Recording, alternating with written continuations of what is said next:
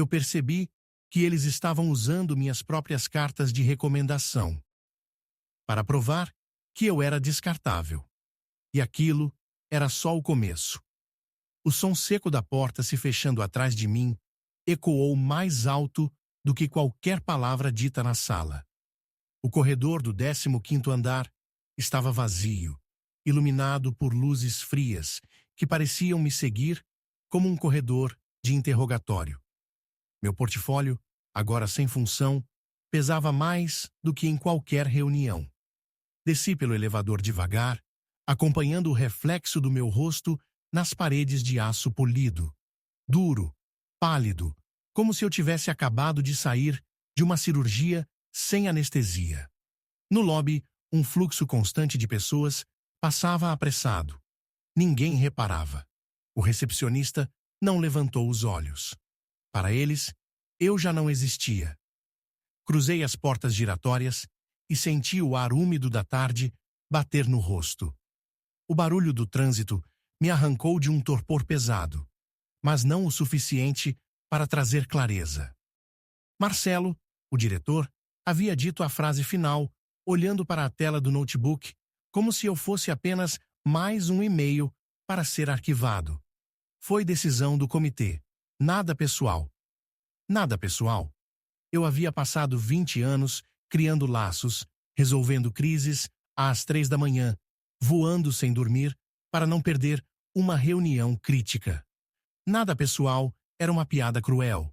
Atravessei a rua e entrei no café em frente, onde tantas vezes havia recebido clientes. O cheiro de café torrado e pão na chapa me atingiu como lembrança de outro tempo. Quase um insulto. Sentei perto da janela, onde costumava negociar contratos e apagar incêndios com meia dúzia de telefonemas. Agora, só havia silêncio e um copo d'água suando na minha frente. O celular vibrou. Mensagem de um cliente antigo.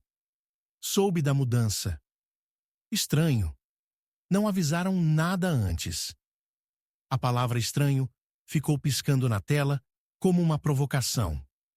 Eles tinham planejado para que ninguém perguntasse demais. Lá fora, a garoa começou a cair, borrando as luzes da avenida. Observei um grupo de executivos entrando no prédio da empresa. Um deles carregava exatamente o mesmo modelo de pasta que eu usara por anos e que agora repousava vazia ao meu lado. Senti uma fisgada no estômago. Quis responder à mensagem, contar tudo, mas não sabia por onde começar. Não queria parecer amargo, não queria parecer derrotado, mas talvez eu já fosse as duas coisas. Uma mulher, 2 lugares à frente, ria alto ao telefone, discutindo um contrato. Reconheci trechos da conversa. Era sobre um cliente que eu havia trazido para a firma. Por um momento, pensei em me levantar e dizer: esse cliente é meu. Mas eu sabia. Agora não era. Olhei para meu reflexo no vidro da janela. O rosto parecia mais velho do que ontem. O terno, impecável pela manhã, agora parecia mal ajustado, como se fosse de outra pessoa. Um rapaz de mochila passou correndo pela calçada, esbarrou na minha mesa, derrubou umas gotas de café. Pedi desculpas, reflexo automático de quem passou anos evitando conflitos para fechar acordos. No bolso interno do paletó, toquei algo duro. Era a caneta de presente que um cliente me dera no meu 10º aniversário na empresa. A tampa estava riscada. Lembrei do dia. Uma sala cheia, aplausos, um discurso sobre laços que não se quebram. Senti vontade de rir. As ruas começaram a encher de guarda-chuvas coloridos. O vidro embaçou. Eu estava ali, mas ao mesmo tempo completamente fora de cena. E então pensei, pela primeira vez, com clareza: quando foi que tudo começou a se perder? O barulho da chuva batendo no toldo do café abafava as vozes ao redor, mas minha cabeça estava cheia demais para ouvir qualquer coisa com nitidez. Peguei o celular outra vez. A mensagem do cliente ainda estava na tela, como se me espiando. Estranho. Ele não fazia ideia. Não respondi. Guardei o aparelho e fiquei olhando para fora. A entrada do prédio corporativo estava movimentada. De vez em quando, eu reconhecia um rosto. Alguns desviavam o olhar ao perceberem minha presença. Outros fingiam não me ver. Era como assistir a um filme onde eu já não fazia parte do elenco. Uma cena me chamou a atenção. Lá dentro, na recepção, Marcelo, o mesmo que me dispensara, cumprimentava calorosamente um homem que eu não conhecia. Sorrisos, tapinhas no ombro. Depois, Marcelo apontou para cima, como quem mostra o território. O homem ergueu a pasta de couro que eu tinha usado por anos. Reconheci até a pequena marca no fecho. Aquilo queimou mais do que as palavras dele, horas antes. Um impulso me fez pegar o celular e abrir a conversa com outro cliente, daqueles mais próximos. Escrevi: "Precisamos conversar. Tenho novidades." Mas apaguei. O dedo ficou suspenso sobre a tela. Se eu agisse agora, poderia parecer desespero. E eu não queria me mostrar assim. Enquanto isso, um flash de memória me atravessou. Foi de 6 meses atrás, numa reunião de alinhamento. Eu estava explicando a um grupo de gestores de contas como manter proximidade com clientes-chave. Marcelo entrou na sala sem aviso, ouviu um trecho e comentou, meio em tom de brincadeira: "O problema de vínculos fortes demais é que depois a empresa fica refém da pessoa." Na hora, todos riram. Eu também ri, mas lembro que, por um segundo, senti algo gelado na nuca. No café, pedi outro expresso. A garçonete me olhou rápido, sem sorriso. Talvez eu estivesse com cara de quem não sabe se vai pagar a conta. Passei o cartão na hora, só para evitar o constrangimento. Lá fora, uma caminhonete parou na esquina. Do banco do passageiro, desceu Clara, do departamento jurídico. Ela segurava uma pasta grossa. Entrou no prédio sem se molhar. Clara era do tipo que sabia de tudo antes de todo mundo. Por um momento, pensei se ela também sabia do meu destino com antecedência. Meu telefone tocou. Número desconhecido. Atendi. "Alô?" Minha voz soou mais tensa do que eu queria. "É o Roberto, da Unitrade." "Fiquei sabendo. Olha, não vou perguntar nada, mas queria que você soubesse. Quando esse contrato encerrar, vou ligar para você." Pausa. "Para você, não para sua ex-empresa." Eu fiquei em silêncio por um instante.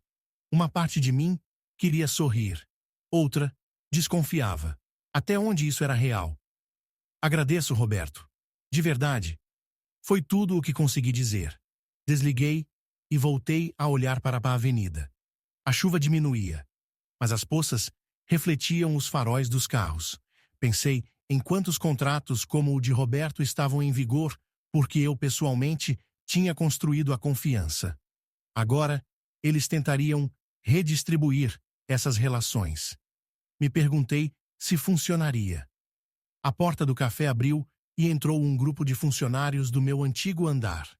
Não me viram ou fingiram não ver. Sentaram longe, mas eu conseguia ouvir fragmentos. Novo processo. Mudança de abordagem. Menos dependência de figuras-chave. Era isso. Estavam apagando minha assinatura de tudo. Segurei a caneta no bolso e li. O metal frio me trouxe de volta àquele aniversário na empresa. Na época, eu achava que era indestrutível ali dentro.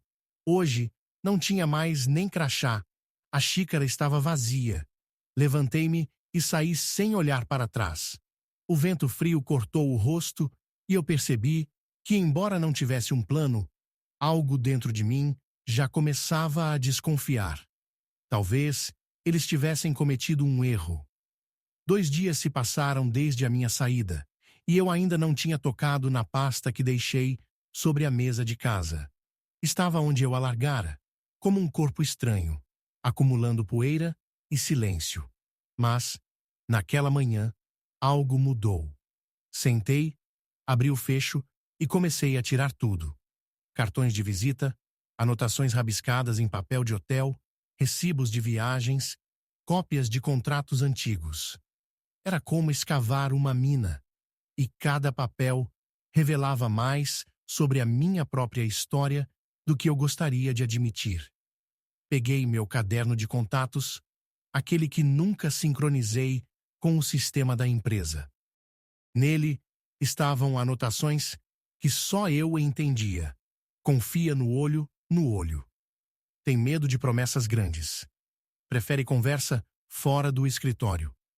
Era meu verdadeiro patrimônio, o que eles nunca conseguiriam copiar. Liguei para Roberto, o cliente que tinha me telefonado no dia do café. Fala, meu amigo, atendeu ele, com aquele tom de quem fala baixo para ninguém ouvir. Pensei no que te disse. Estou falando sério. Quando encerrar o ciclo com eles, a gente conversa. Entendi. Só. Preciso que isso fique entre nós, por enquanto. Claro, ele riu. Sei jogar esse jogo. Desliguei com uma mistura estranha de alívio e cautela. Precisava confirmar se o erro deles, me tirar do jogo, poderia ser explorado. Então, fui atrás de outra ponta. Abri o LinkedIn e comecei a rastrear movimentações da empresa. Vi um post de Clara, a advogada do jurídico. Nova era. Processos integrados e escaláveis. A foto mostrava a equipe sorrindo, ao lado do homem que agora ocupava minha função. Curioso. Só metade da equipe apareceu na imagem. A outra metade, que sempre trabalhou mais próxima de mim, estava ausente. Enviei uma mensagem curta para Ana, minha antiga assistente. Espero que esteja bem. Minutos depois, ela respondeu. Eles querem que a gente esqueça seu jeito de trabalhar. Mas não está funcionando. Clientes já reclamaram. Isso me deu uma ideia. No fim da tarde, fui até um bar discreto, perto do aeroporto, onde costumávamos fazer reuniões informais. Combinei com 2 ex-colegas, Felipe e Mariana, que tinham deixado a empresa meses antes. Chegaram de casaco, pingando chuva, e sentaram na mesa do fundo. Então, caiu a bomba, disse Felipe, erguendo o copo. Sabe que já esperávamos, né? Esperavam? Perguntei. Claro, essa otimização é só fachada. Querem gente que siga script, não que crie laços. Mariana inclinou-se para a frente. E sabe o mais estranho? Desde que você saiu, começaram a circular boatos sobre um relatório interno. Algo que justifica cortar dependências humanas. Fingi indiferença, mas meu coração acelerou. Esse relatório. Alguém viu? Ninguém fora do núcleo duro, mas conhecemos quem talvez tenha acesso. Voltei para casa com o frio grudado no corpo, mas a mente fervendo. A conversa com Felipe e Mariana acendeu algo. Não era só minha demissão. Era um movimento calculado, uma limpeza de perfis como o meu. No dia seguinte, testei minha primeira jogada. Enviei um e-mail cordial para um cliente médio, propondo um encontro para trocar ideias sobre o mercado. Não falei de consultoria, nem da empresa. Queria ver se a curiosidade dele falaria mais alto. A resposta chegou em menos de 1 hora. Vamos marcar, mas não no escritório. Prefiro um café. Senti um leve sorriso nascer, involuntário. Não era ainda uma vitória, mas era prova de que eu não estava morto no mercado. Naquela noite, enquanto organizava os cartões de visita sobre a mesa, pensei, talvez a minha força não estivesse na empresa, e sim naquilo que eles nunca conseguiram processar, mensurar ou otimizar. Eu. O café ficava numa esquina tranquila, com janelas grandes e mesas de madeira clara. Cheguei cedo para a reunião com o cliente. Queria observar antes. O lugar estava quase vazio, exceto por um casal discutindo baixo e um rapaz mexendo no laptop. Pedi um café preto e fiquei de costas para a porta, acompanhando o reflexo no vidro. Quando ele chegou, percebi de imediato. Algo estava errado. O aperto de mão foi frio, o sorriso ensaiado. Sentou-se, tirou um envelope da pasta e o colocou na mesa antes mesmo de pedir algo. Olha, eu queria te encontrar pessoalmente, disse. Mas preciso ser direto. Abri o envelope. Dentro, uma cópia de e-mail, endereçado a todos os clientes. Informamos que o senhor meu nome não representa mais esta organização. Qualquer contato com ele deverá ser comunicado ao departamento jurídico. Senti o ar rarear. Ele baixou o olhar. Recebi isso ontem. Pensei que fosse exagero, mas hoje me ligaram, direto de lá. O que disseram? Minha voz saiu mais baixa que o normal. Que eu deveria evitar me envolver com você. Que havia questões internas. Guardei o papel, tentando não rasgá-lo. Olhei para a rua, para os carros passando sob a chuva fina. Dentro de mim, uma parte queria levantar e ir até o prédio da empresa, exigir explicações, gritar no hall, mas a outra parte sabia que isso seria exatamente o que eles queriam, me ver perder o controle. Respirei fundo. Entendo. Obrigado por me avisar. Ele assentiu, claramente aliviado por eu não reagir com escândalo. Mas por dentro, senti como se estivesse engolindo vidro. Saí do café e caminhei sem destino. A cidade parecia mais hostil do que nunca. Cada vitrine refletia meu rosto como se fosse um estranho. Passei em frente a um prédio espelhado e por um segundo achei que minha imagem se distorcia, como num vidro trincado. A sensação ficou comigo. No final da tarde, recebi uma mensagem de Ana. A coisa está piorando. Estão usando suas apresentações como se fossem do novo gestor, mas cortando seu nome. A imagem anexada mostrava um slide meu, com minha própria foto removida. Era como assistir a um apagamento calculado.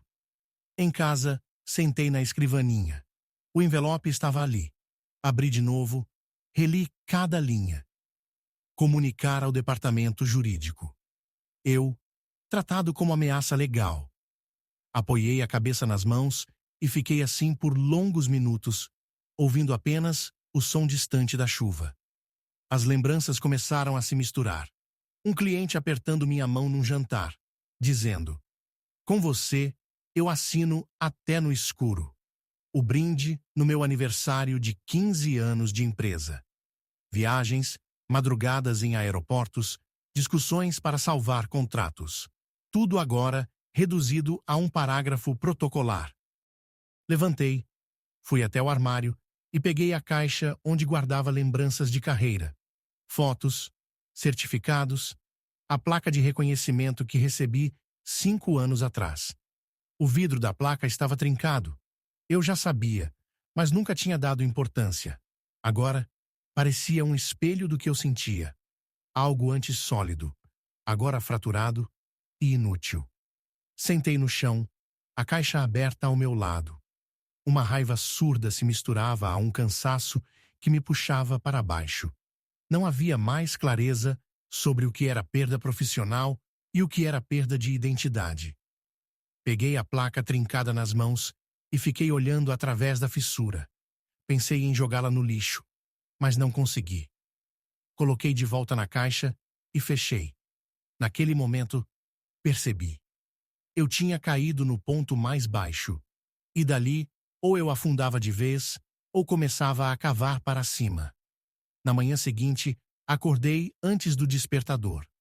Não havia reunião marcada, nenhum compromisso urgente, e ainda assim, o corpo estava pronto para a guerra. Talvez porque, durante a noite, algo tivesse se reorganizado dentro de mim. Preparei um café forte e fiquei em pé na varanda, olhando a rua ainda meio vazia.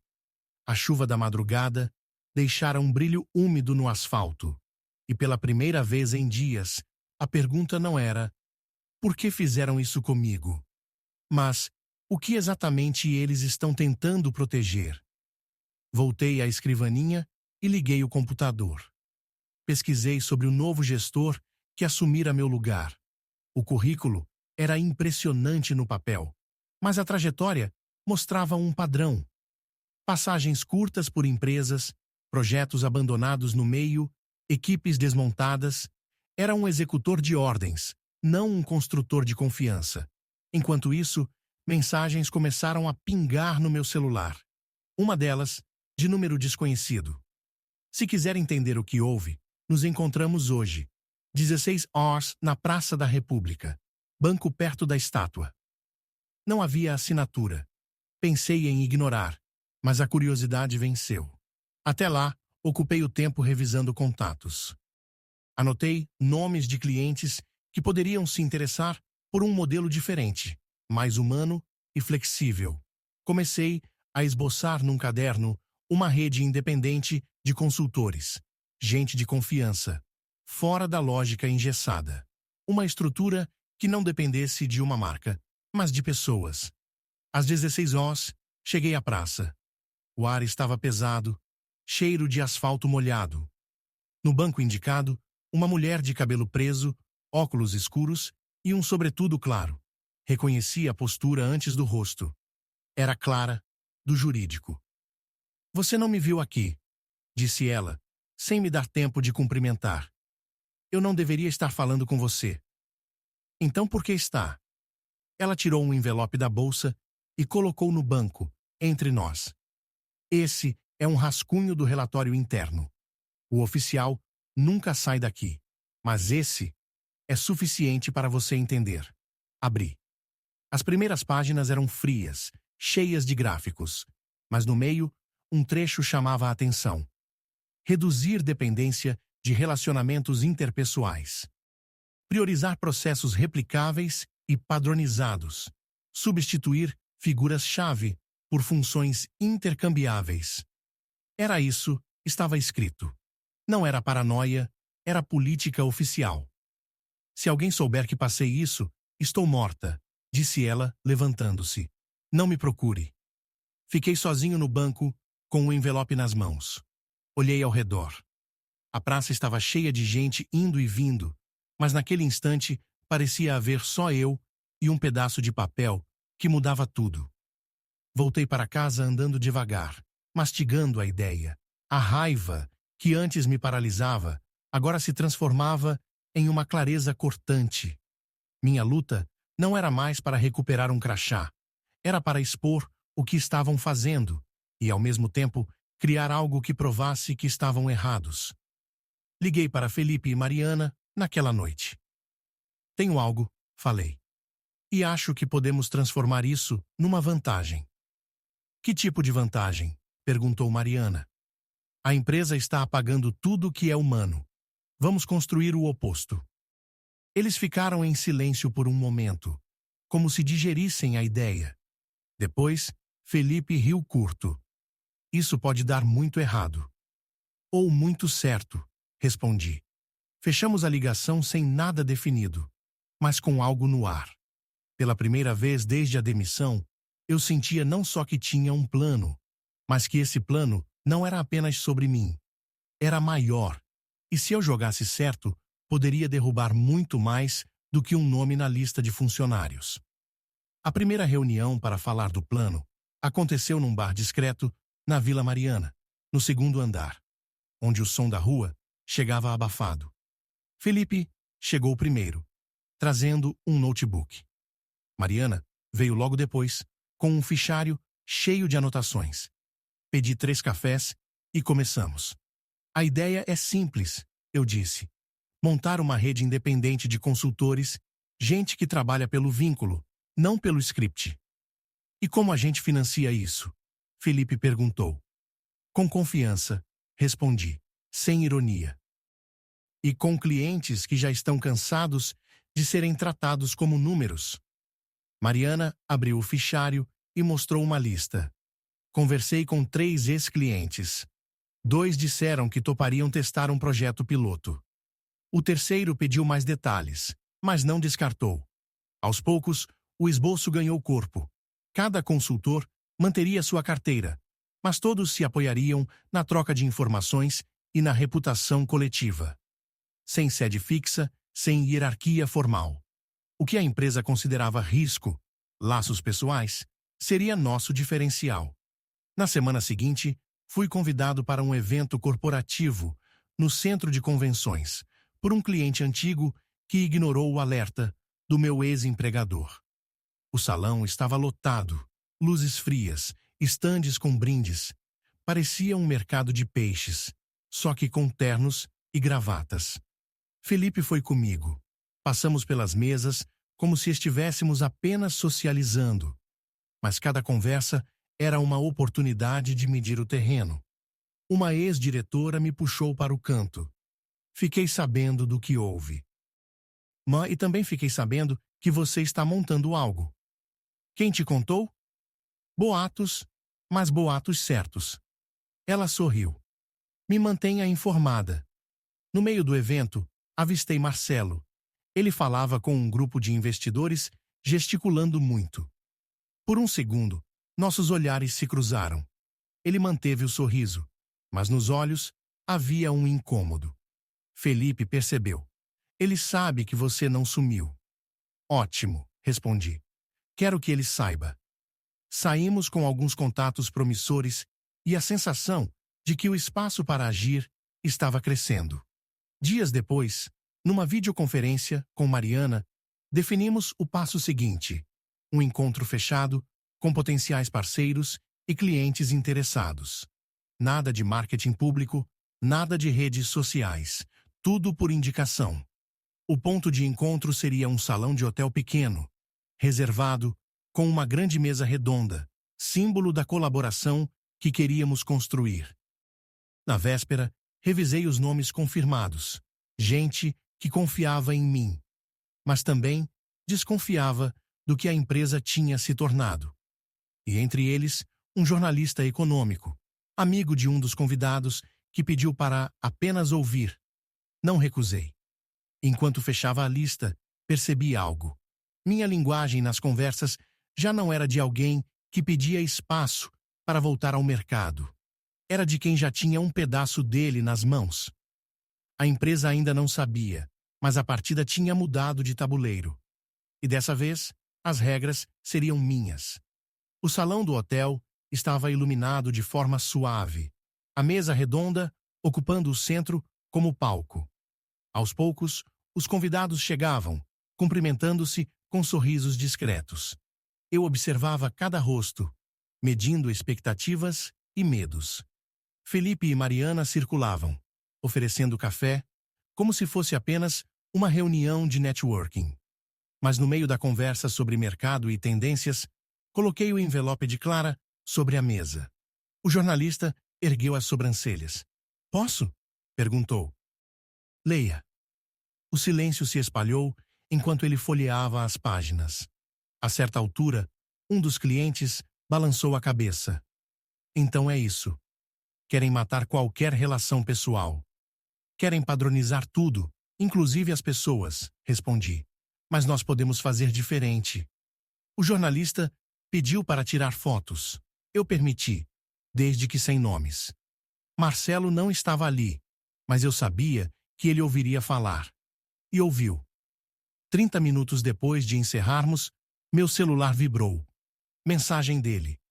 Isso que você está fazendo. Pense bem. Não há volta. Respondi apenas. Já não havia volta no dia em que você assinou meu desligamento. À noite, um site de economia publicou uma nota curta. Ex-executivo articula rede alternativa de consultoria baseada em vínculos pessoais.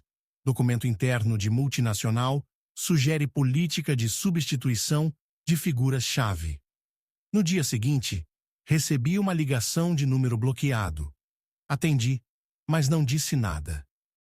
Você acabou de se colocar contra nós. A voz era fria, controlada. Vai se arrepender. Desliguei. Fiquei olhando para o reflexo da cidade na janela. Não havia triunfo, não havia medo. Apenas a certeza de que agora não era mais sobre recuperar um nome. Era sobre mudar o jogo.